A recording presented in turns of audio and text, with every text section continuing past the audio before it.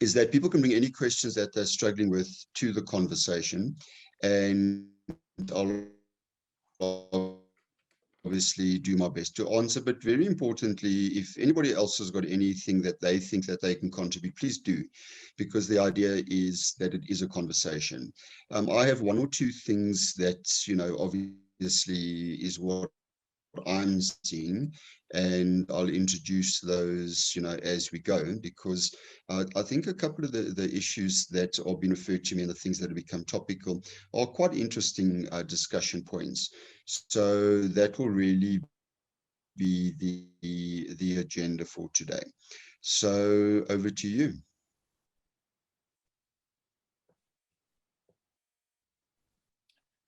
Does anyone have a question that they'd like to kick off with? Anything that you've been wondering about or been concerned about or like to raise?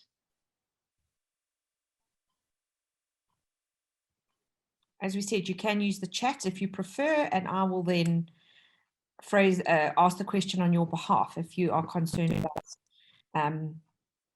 not sharing too much about someone and being linked back to you. Okay, Luke, do you want to then kick off with some of the things you've been working on? Yeah, absolutely. So I think there's been two sort of very sort of pressing things that have come to light. The first has been the issue around, particularly for people who work at schools, the issue around the fact that corporal punishment has, for kind of for simplicity's sake, has been made illegal, or there's no defensive reasonable chastisement when parents hit their children. And what do schools do if they hear about that? And the fact that we are looking at a big change in parenting and what that means. The other, which has been quite interesting, and is, there's always things that get thrown at you that you think, sure, I didn't quite see that coming.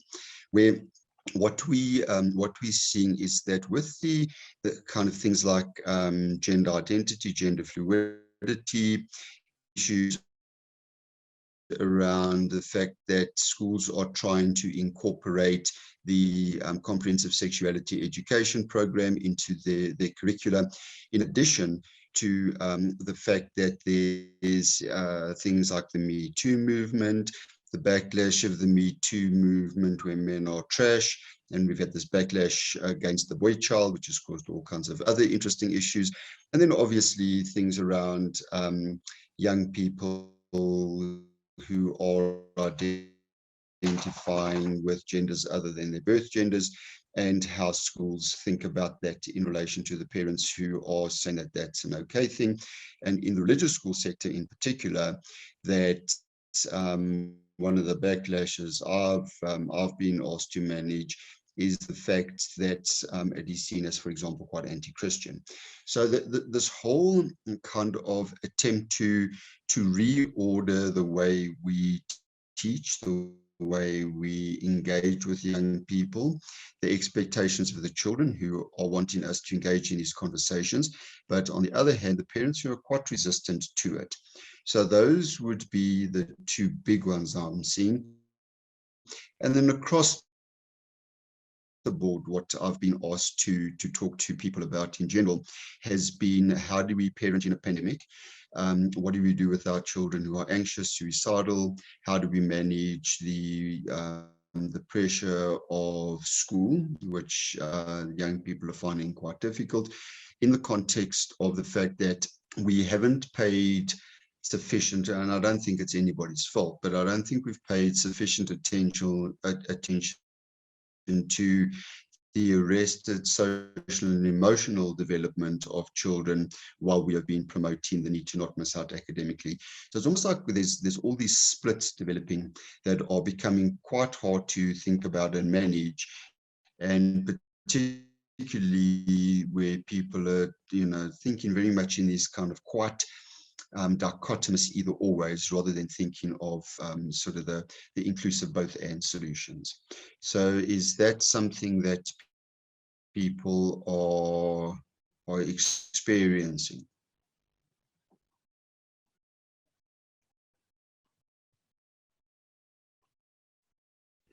Okay, so Sinead, yeah, and Merit, yeah, okay, so Lindsay, off you go. Definitely, I think the aspects of the students that we're seeing who have been stunted in their social and emotional development, and how schools are going to be managing this and having to manage it differently. So what I'm seeing at the moment is, for example, your grade 8 students who are not really the traditional grade 8 students anymore, and teachers are really floundering with how to engage with them, how to teach them from not only an academic but a social perspective.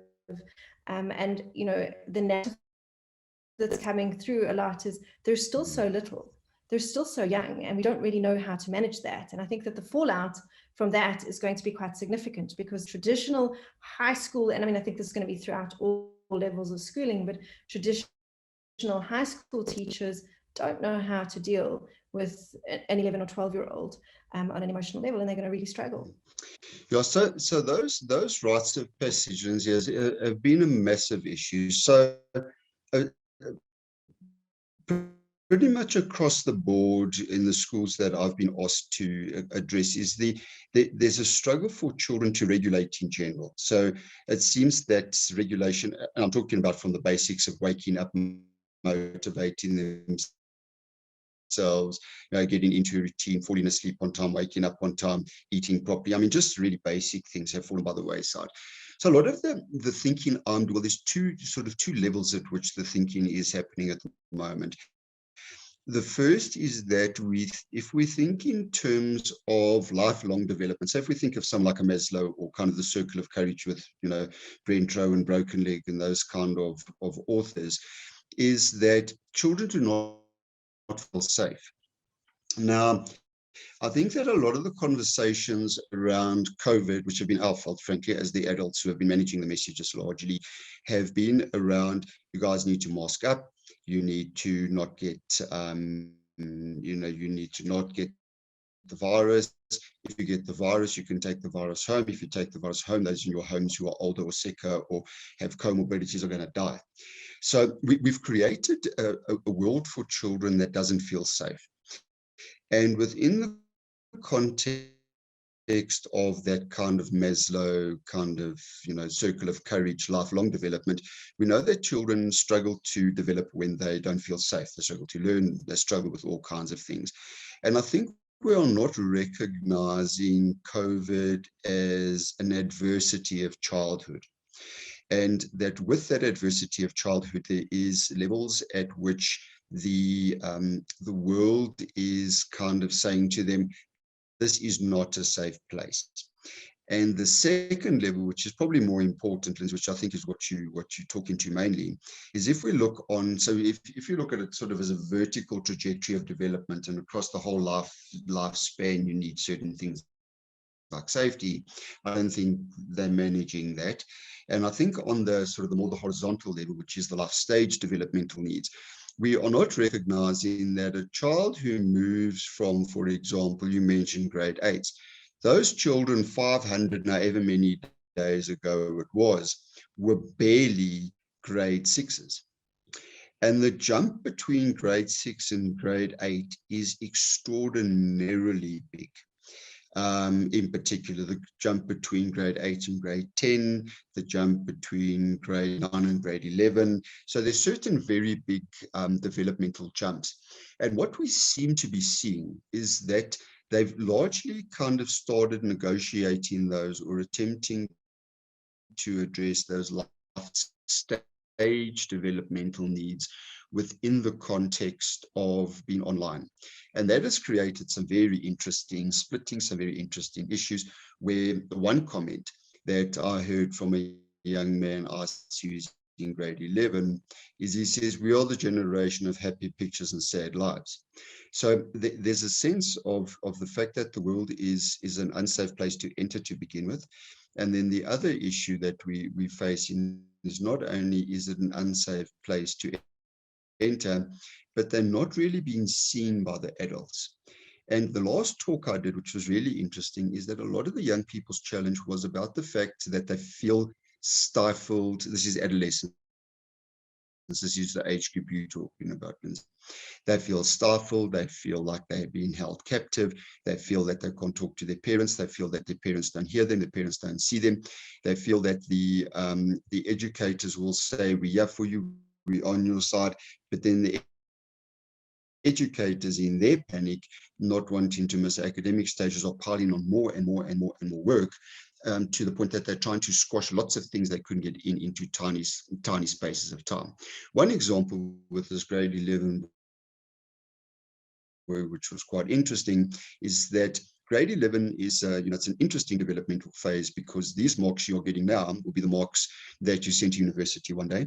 So you need to perform well enough to be able to choose a particular university to get into. But at the same time, they're saying we've got to do that. We are wondering if we are going to be able to get into university, because everything's open, closed, open, closed. They are hearing constant messages about the shrinkage of the job market and the fact that there's a sense of foreclosed future, and that the job market is very, very competitive. It's very small, and they're struggling to vision the future, where it's almost like they're living like day by day. And then in addition to those marks, it's like, okay, well, we now need to complete portfolios, and we now need to compete to become, whatever words are used in the various school sort of environments, prefects, counselors, I mean, the ones schools calling them executives of the school. And that if you miss out on being an executive, then you'll miss out on something on your CV, which forecloses your future. But in order to become an executive, you need to do 3 functions in the next 2 weeks while writing your exam and completing the portfolio that is required of you.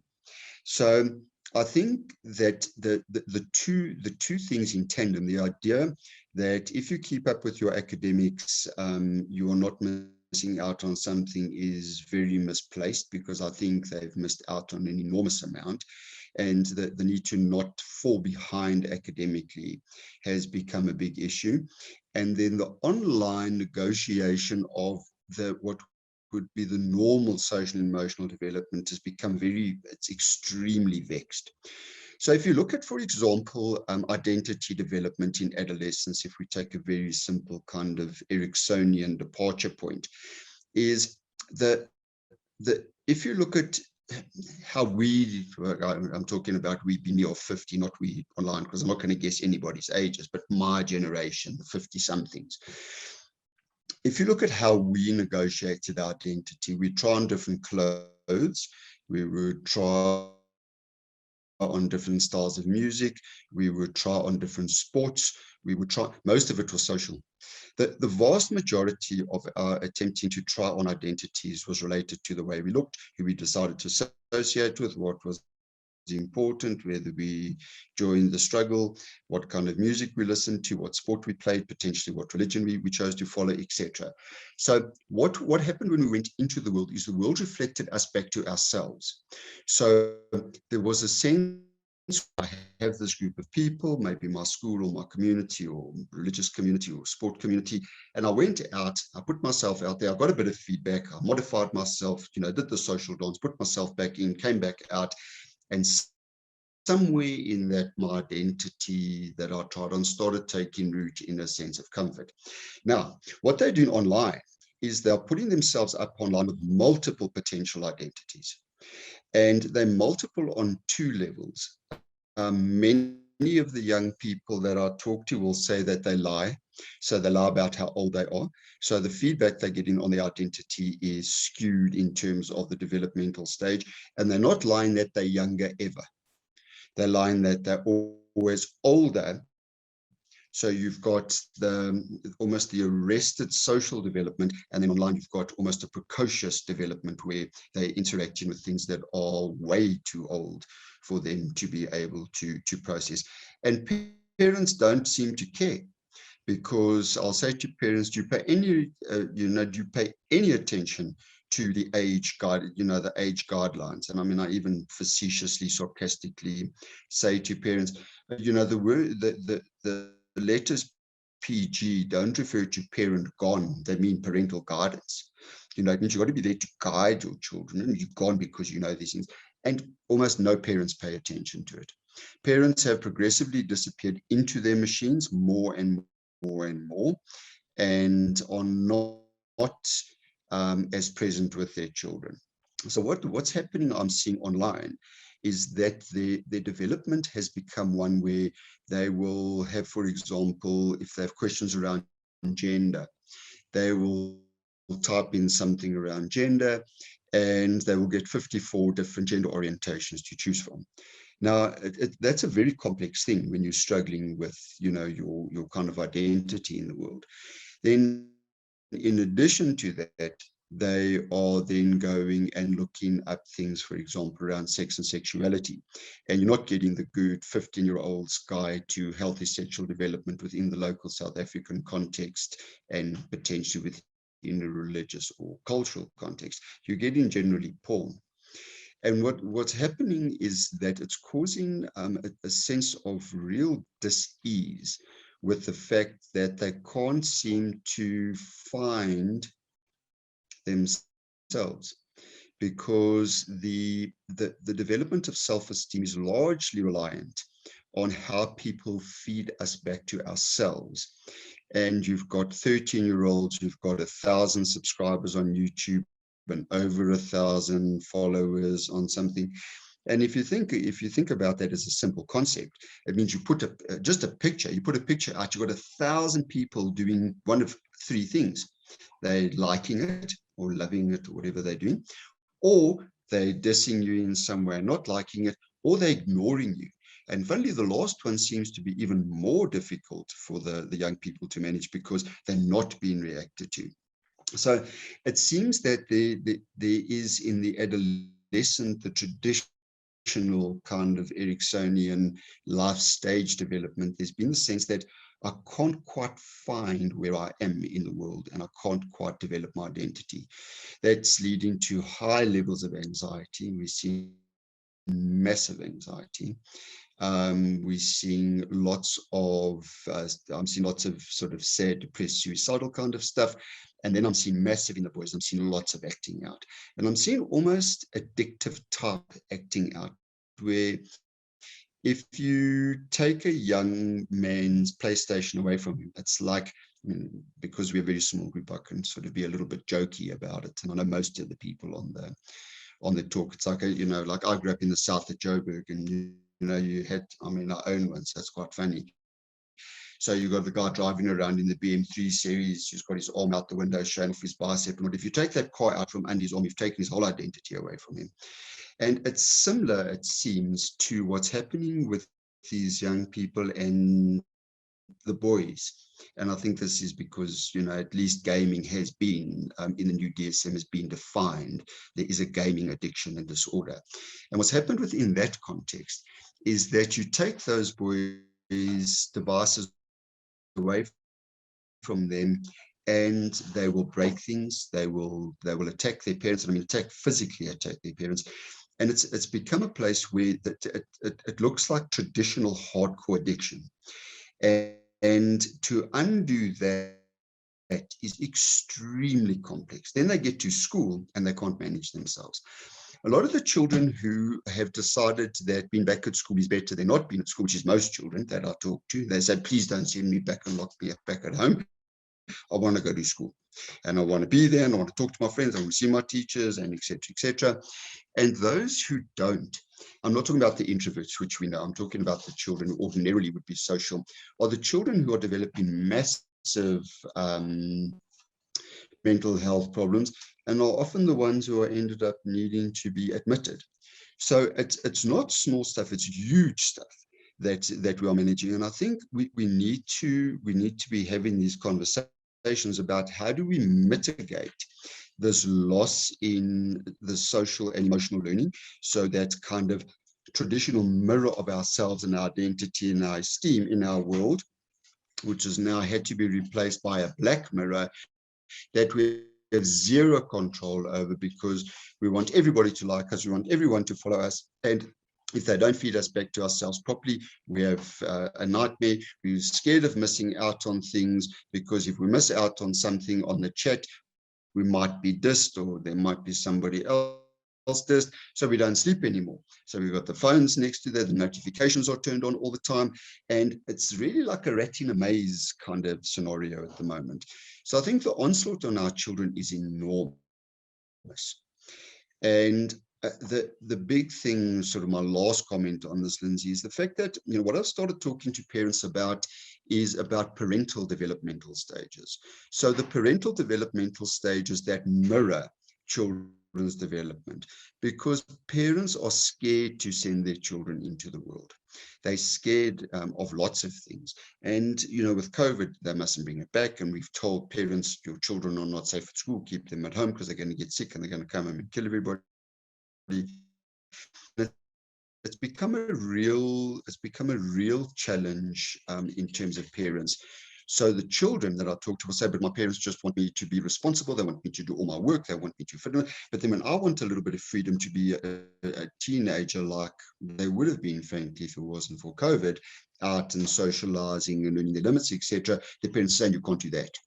So there's this constant push and pull. So I'm saying to parents, look at your developmental stages as a parent, and I can put up a slide if people want to see it, which is a particular author who I think has been quite clever in talking about how we as parents, educators, etc., how we develop across the life stage with our children, and what we need to think about in terms of what tasks they need to complete. I'm also introducing a little bit of kind of ski theories where you've got that zone of proximal development and the more knowledgeable adult, where we're not doing things to children, not doing things for children, but we're doing things with children. And when children can do things for themselves, we mustn't be doing for them. You know, so I'm trying to assist them to think a little bit about how they as parents also have arrested development in terms of how they think about their children, because it's also quite split, if that makes any sense to anybody.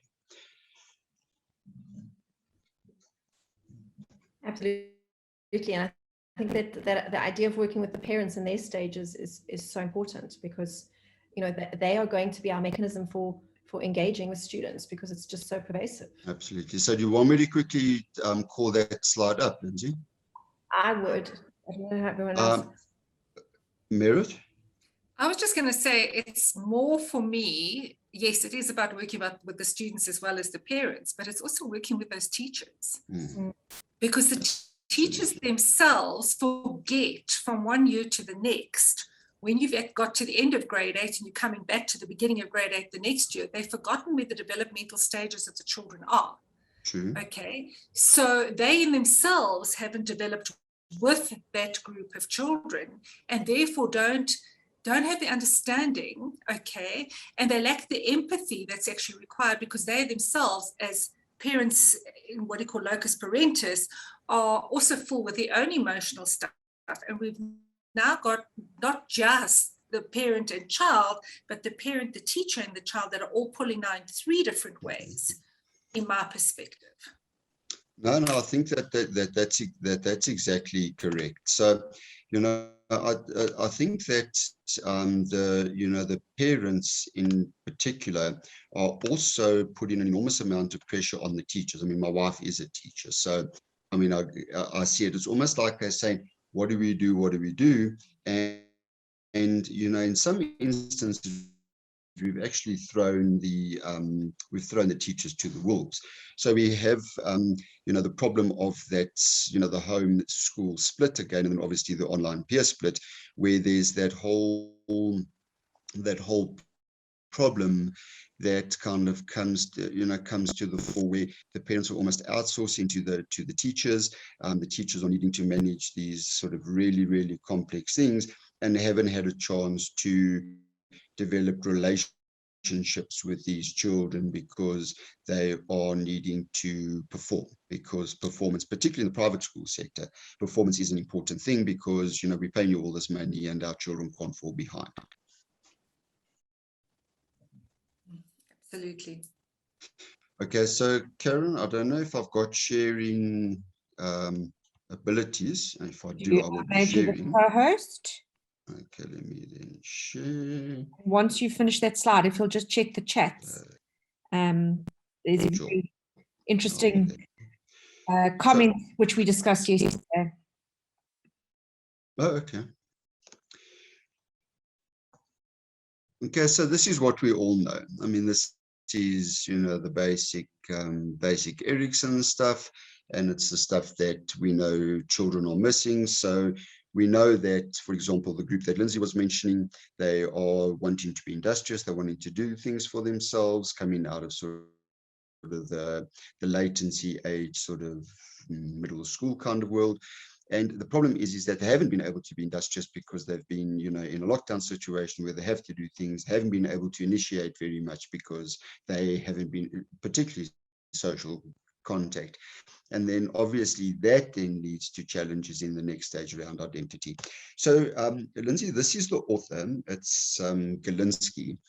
And what I like about what she has to say, which sort of is this new kind of, it's not new, but I mean, sort of buzzwordy stuff, where we talk about this attachment informed practice. And the idea that we know that, if I go back sort of two slides to there, is if you look at what we believe is being missed, is it's all of these things: awareness management, awareness of social contact, relationships, you know, decision making, and as I said, very much the future self. So within that context, she's saying that the most important thing, which we know, is that it's about our relationship with children, and it's about the ability to assist both parents and educators to listen to behavior, because the way children are behaving is telling us something. And they often, because of the sort of foreclosure of some language learning and social language and self-awareness and the ability to be alone with themselves because they're distracted by the machine, it's been difficult. And obviously we know the last part of it, which is the more acceptable. But what she says that's interesting, and interestingly, this slide, by the way, is drawn from an application of what of Galinsky's theory. You'll get these slides, by the way, so Karen will send them to everybody. What is very interesting is that this was adapted from an environment where children needed specific feeding, so that children who are diabetic or children have some metabolic issue that they can't eat certain things. And what I quite liked was how it was applied and how we think about the roles of parents or the functions of parents at different stages of children's development. So you go from, I mean, it's something I promote quite a lot when we talk about the image making stage. It's a lot, and I suppose this refers even more to parents whose children have some kind of learning problem or some kind of disability, is that we conceive our children first in our minds. So if you plan your child, you conceive your children in mind, you have certain expectations for your child, you see a certain vision, then you conceive your child in your body. The attachment starts when you think about them, you make sort of mental representations, you then have your child in your body, and then that child enters the world. And then we start by being the protector, and then we become sort of the kings and queens or gods of their childhood. And then in the stages, we're talking about that sort of middle childhood, adolescent, those big transitional phases from latency, you know, into those massive growth spurts and hormonal changes, is we go from kind of guides to coaches. And the big thing is that you will see that, for example, in the guide stage, they will say, you know, the ability to explore the social, that has been taken. So how do we increase that? Well, what parents have done is they have basically almost abdicated it to social media because they can't intervene, or they've spent too much time themselves on social media. And then what the children are saying a lot, which is the coach phase, is the fact that the transitioning of responsibility to children has not been something that is just negotiated between the parent and the child, because children's ability to go out, to go to parties, to socialize, to go into big groups, to do all of those things has been determined by the government. And it's been determined by health, and it's been determined by a big international kind of move to not socialize too much, not go out in big groups, not learn how to sort of manage. And I've seen it in my own family where our youngest, young people my children's age are having babies, and they had babies at the beginning of the pandemic, and now they will bring them, say, when we opened up after, say, 400 days, they would bring them to an event. Those children are so sensory defensive that they don't know how to be in the world, because the world is just too much. There's too many people, while all these people trying to hold me and love me and touch me and hug me. Why are they doing this? The noise is too much. I don't know what to do with myself. So there's been a level at which there hasn't been a gentle introduction of children to the world, and it has not been in their control, and they cannot negotiate their entry into the world with their parents, because their inability to enter the world has been determined by a social order that is based on fear. And it's not a social contract they signed up to. And we were very clear on why we must lock down and why it's important to first protect life and then protect livelihood. What we were not clear on is how we open up again and what that means.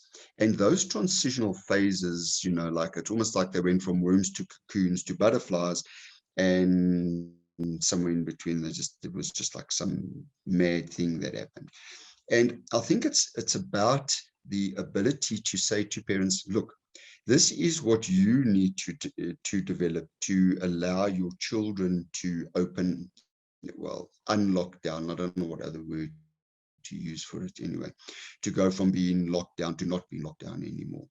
So I think it's an interesting discussion point, because it at least creates a link between identity and the moves to intimacy. Intimacy has been severely limited.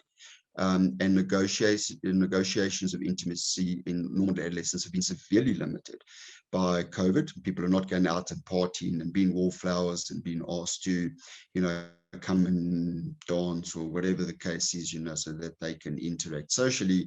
And as a result, there's no general transition into intimacy. They're doing stuff online that they wouldn't ordinarily do. So there's almost like a premature explosion, not of intimacy, but of sexuality, and the negotiation of things online in a sexual way that is leading to huge challenges when they actually enter the world. The primary challenges being that they sort of go flat out when they get out. You've got the adolescent brain, which is the equivalent of giving an unlicensed driver a Ferrari with no brakes. You add to that a bit of alcohol. You add to that a little bit of marijuana, because suddenly they think that's legal. You add to that the vaping culture, and not just the vaping culture in terms of the, I suppose the hubbly bubbly and vaping culture in tandem. They're not the same thing, but in tandem. And what's happening is young people are ordering online things that they're calling Dutchies. Those Dutchies are, for example, things like canna, and canna is an African plant that was used as a hallucinogen in the Cape by the indigenous people. They're getting that delivered in Ubers to them, to their houses. They're putting it in their vapes. They're smoking up. They're going online. They already have these impulse uncontrollable, and then big problems are happening. Things like, we've had children being filmed being racist, sexist, sending images out they shouldn't be sending out, and then the backlash to that has been quite extreme. Forgetting the restorative justice approach, being extremely punitive, and then saying, well, no, you can't be online and you can't do that. Which, what are they going to do otherwise? So then they retreat into themselves, and we've seen all this low mood and so on. So what I'm doing so this was a group I did at the beginning of this week, this particular presentation, where I spoke to about 100 parents who were from a big high school who were struggling, and said to them, go back to what your children's developmental tasks are. Think about what they've missed. And then this is your task as a parent in ordinary circumstances. So when we start re-entering the world in some kind of coherent way, which might be in 2 years' time or whatever, recognize something has been lost that can only be regained in a relational space where young people learn the social contract, the social cues, prosody, tone of face, etc., which is lacking online. And how do we talk about those ways of us letting our children go and entering the world in a way that would ordinarily be normal. Does that make any sense? Okay. All right, so let me then go to the chat. Aurelia, I can't decipher the hieroglyphics of your question, Shanae. So, Shanae, there are the suicidality of our young people is extremely concerning to me. And it's concerning because children are dying. It's not that they're threatening to die. They are in fact dying. I mean, I saw a young girl 2 weeks ago referred to me, no problem, Aurelia. I was actually being a little bit sarcastic, I suppose. So my apologies for that. But but the thing is that I saw this young girl, and there was an allegation of a sexual assault while they had been drinking. It was the first party they had been to out of lockdown. They got involved in a sexual encounter. In thinking back on it and the drinking, the young girl didn't believe that she was entirely able to consent, or did consent, or in fact was of an age to consent. And what happened was, she then approached him and said, look, this is what I'm thinking, and they were technically in a relationship, and he then killed himself. And the difficulty is she had registered a case, and she's got this case now in terms of the sexual assault. And what happens is the boy that she's now accusing of the sexual assault, he's killed himself. Now his parents come back and blame her for the fact that he killed himself. So, I mean, it is hectic stuff. It's not even simple, kind of. I find the real difficult. I'm out. It's this hectic interplay of these really complex factors, most of which played out online initially, and when they entered the world, they had no idea what to do. And when they reflected on it again and engaged in sort of the social media stuff, this whole thing exploded. But I think probably there's almost two levels to it that I'm finding not just disturbing, but sad, I think, is the fact that our children before lockdown, we were moaning our children were online too much. Then come lockdown, now you must be online all the time. And we had no idea what to do with that. And the thing with it has been quite complex, because the suicidality is almost for me like an end of a line as opposed to the beginning of a line. And the beginning of the line for me is that our children, what was said for me before lockdown, was that the children would choose to be online rather than inhabit the world we have handed them. Now, that's a very sad thing. Why would a child choose to not be in the world we have given them and rather choose to create an alternative reality online? That says something about the world we've handed them. And then the suicidality element, to me, is an extension of that, where what is happening is you have got this, you end up in a place where the idea of being in the world is more untenable than the idea of not being in it. So the idea of you existing is harder to manage than the idea of you no longer existing, or in really extreme cases, where the idea that you are in the world is a burden. It's something that the world would actually be better off if you were not there. They then go online and they look for information around mental health, around suicidality, and they're not necessarily ending up at SADAG. They're not necessarily ending up at mental health things. They're ending up with young people who are having suicide pacts. So I've got young people who have found groups online where they put makeup on themselves so that they can show what they look like in the mortuary when they have mortician makeup on and they look dead. It's an extremely concerning thing, and the message that they are sending, in my opinion, is that this world is not a place I know how to live in. So it's a place I want to leave. And that's absolutely devastating for me. So I think it's a lot about the discussion about what about this world is is making you not want to inhabit it or feel that you're being in it is impossible. So an example which was it's one of these extreme examples of where young people can end up online was, I don't know how many of you follow international news, but I sort of follow Sky News because I know people overseas and I quite like to see what the Northern Hemisphere is doing. And there was a young man who went out and he randomly shot people in the UK, shot a child, he shot a woman, he shot a whole range of people. And Merit, you'll find this interesting because it came up in a conversation we had, is that when they went and looked at his social media posts, he was part of what they call the manosphere. So the manosphere is this men's rights movement group who are wanting to reclaim original pre-industrial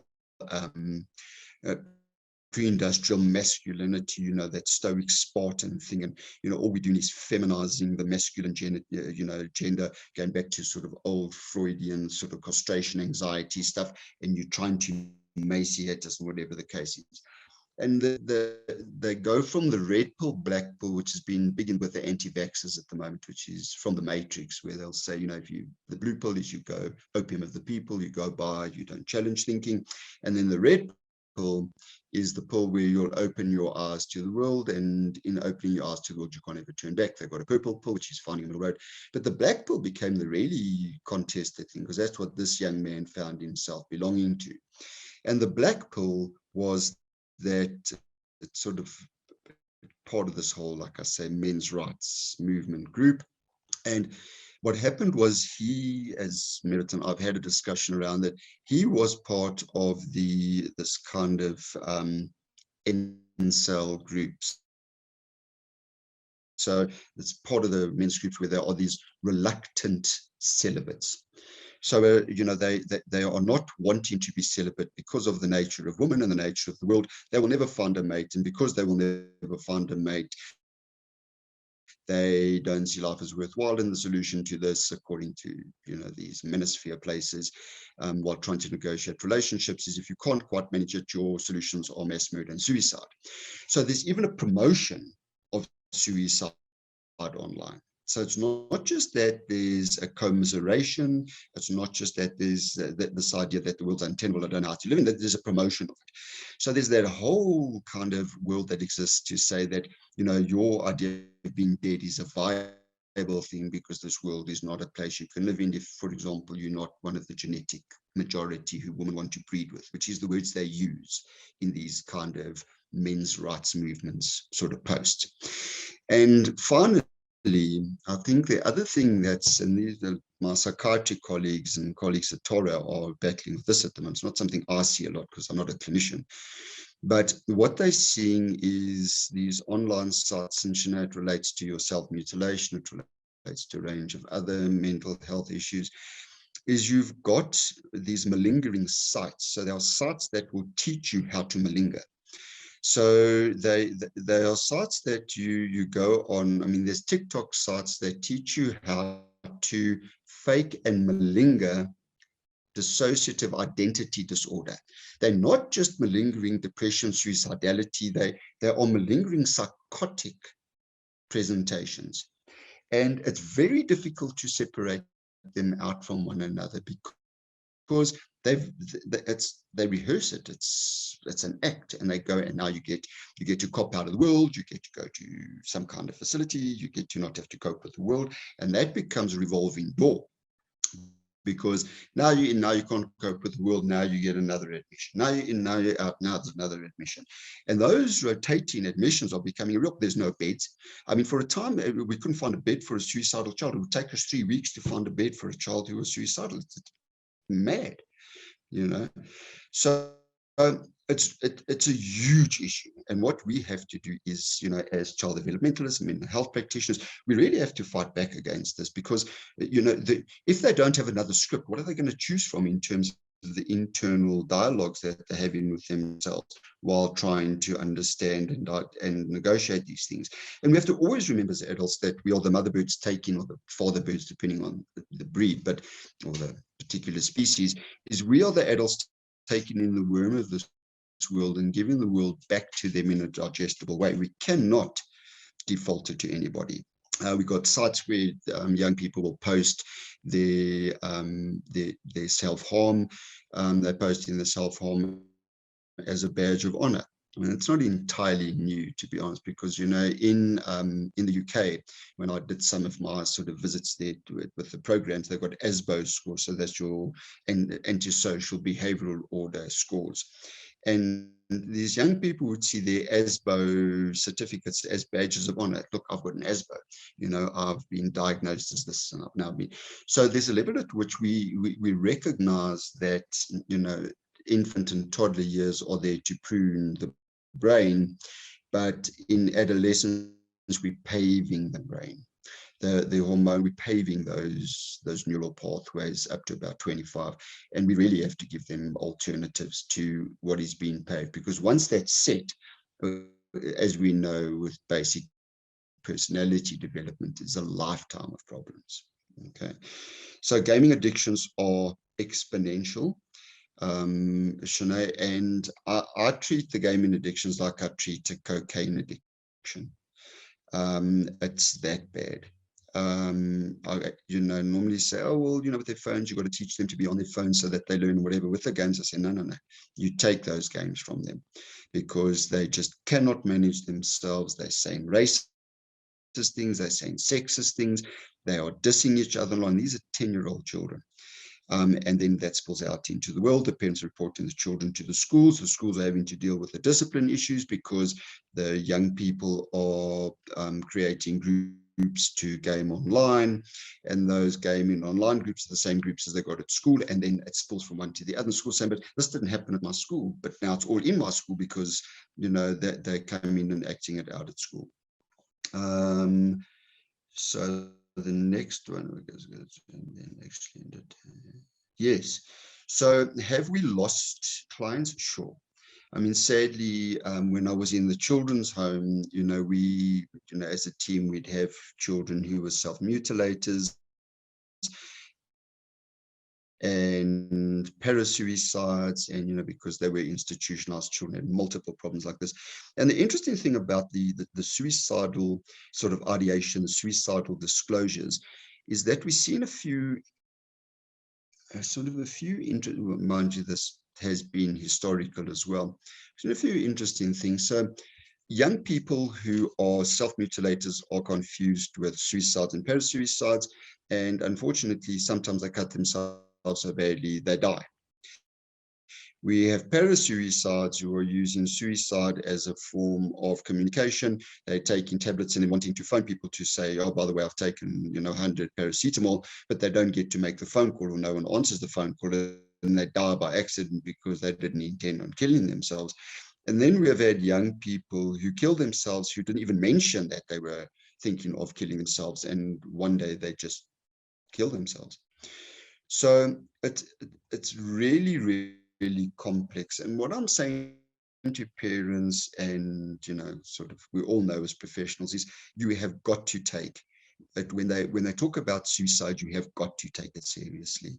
And I had a recent disclosure of a mother saying to me, yeah, every time she asks her child to do something, she threatens suicide, and, you know, she's like, you know, every time I ask her to do something, she's going to kill herself. And I'm saying, yeah, well, you know, it may well be that it feels manipulative, and in fact it may well be manipulative, you know, but all manipulation is the fact that you don't believe you can communicate your needs directly in order to get them met, so you manipulate. And unfortunately, even within that, like the parasuicides and the self-harms, they kill themselves by accident, and we have to be very, very, very, very vigilant at the moment around suicide, around suicidality. Yeah. There's over medication story. Yeah. So the medication for malingering has become hell of a complex, and I think the pharmacology of behavior management has become almost a lazy way of managing behavior. I don't think it's necessarily the fault of the psychiatrist. I think sometimes the non-psychiatrists are prescribing too quickly, too easily, and people aren't consulting the relevant, correct professionals. And I think what the parents are wanting is some kind of 20th century kind of solution to the world, where it's a very quick and easy solution to the problem. And that quick and easy solution to the problem is to give children tablets, and the idea that if I can correct something via the tablet, I don't have to do any other work. And I think that the education around the fact that pharmacology is the ability to bring your children's brain to a place where we can work with them is an important concept. It is not an answer. It's the ability to bring them to a space where we can work with them. But when the children malinger, lie, set up with their friends, for things like stimulants. So there's a whole lot of the stimulant stuff happening, which has become hugely problematic, that you then, because you don't need the medicine, the effects on the brain are the opposite of what they're supposed to be, because the stimulants are the biggest problem I'm having. I'm having stimulants in two, well, the one we all know is the ADHD, and, it's like needing to go. But the other stimulant that I'm seeing a lot of is and I think it's going to become more interesting now with amphetamines being thought of as a treatment. And we're getting young people taking amphetamines because they don't believe in a healthy diet. They want to take something that doesn't make them feel hungry, so that because things like stimulants like Ritalin are known to reduce appetite. So we've even had it in terms of their identity and them wanting a certain body image to be presented online, and they've got this sort of distorted body image, and then they've got this disordered eating, and they're taking tablets so they don't feel hungry, so they don't eat, instead of a healthy lifestyle. So that's the kind of, and that unfortunately we've seen quite a lot of. A new interesting one that I've only seen quite recently is appetite enhancers. Now that's a new one, because with the change in sort of the cultural norms around the body types and the advent of the Cardi B's and the Nicki Minaj's and the Kardashians, and that there's a different body type being venerated, outside of the Kate Moss heroin chic kind of body type, is that there's an enhancement. They were wanting to use medication to enhance their appetite, but obviously you're not putting on weight in the areas that the Kardashians and the Cardi B's are, because that's surgically done. So you're getting that they're coming up with all these things. Then there's this whole body dysphoria, and then there's disordered eating. It's just become a mess. And then they will put themselves through filters to correct it. So online, they look like different people. And the split between their online and offline identity is becoming more and more dramatic.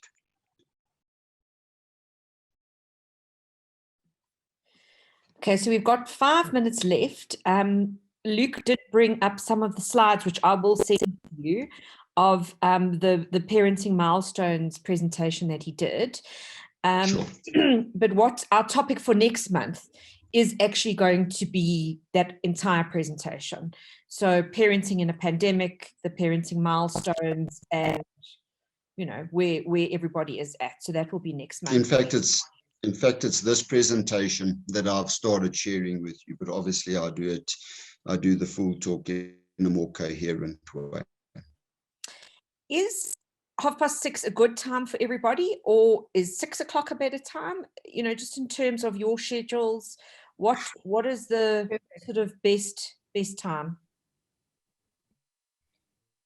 Perfect.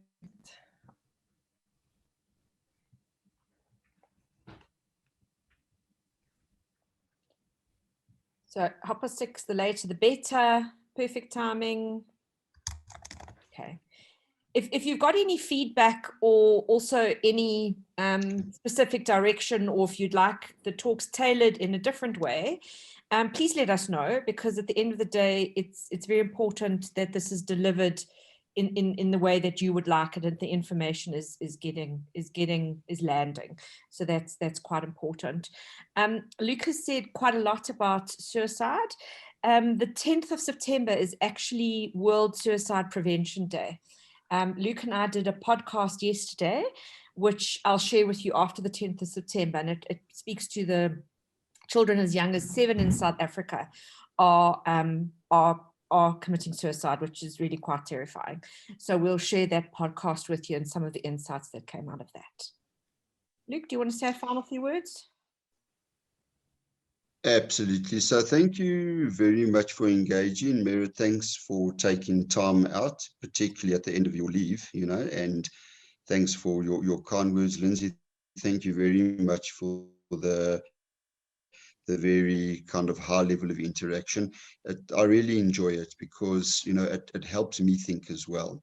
To Shanae, always nice to have you with us. And to Aurelia, thank you for staying on and joining us. If you have any topics you would like discussed, just land them, because I think that, we all have a lot to learn from it. And I think what was really nice about the parent talk that I did, like I said, 100 parents online, is that they said, we just wanted to know we weren't alone. For the young people, it was very much the same. And I think for us as professionals, it feels a bit the same, because it feels like we've been thrown to the wolves a little bit. This is quite daunting, hectic stuff. And if you think about the Joburg of the last 6 weeks, we had our children locked down. We had them exposed to our utter panic around the insurrection.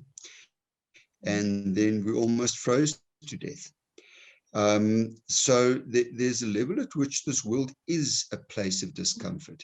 And we need to recognize that adolescents are being born into new bodies. And I remember myself as a pubescent adolescent, I found my adolescence torturous.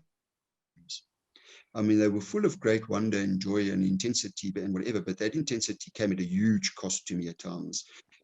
Simple example being, you get your first girlfriend, you're sure that you love them, and you're going to sort of ride off into the darkness with them in your twilight years.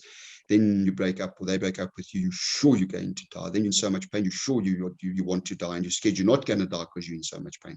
And then you feel dead at times. So we need to remain kind to our children, because this is not easy.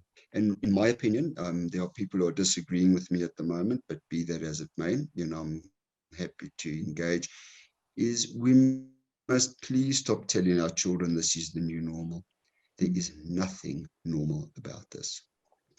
And if we are going to do anything, we need to be able to say, okay, well, if we can have one thing, if people ask me, what did I learn under lockdown? I said, I learned an extremely important life lesson.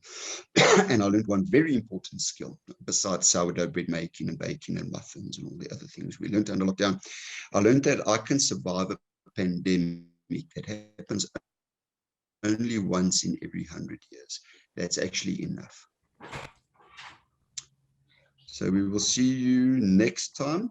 I appreciate the time you've spent with us, and I've thoroughly enjoyed it. So thank you. Thanks, Lindsay. Thank you, Luke.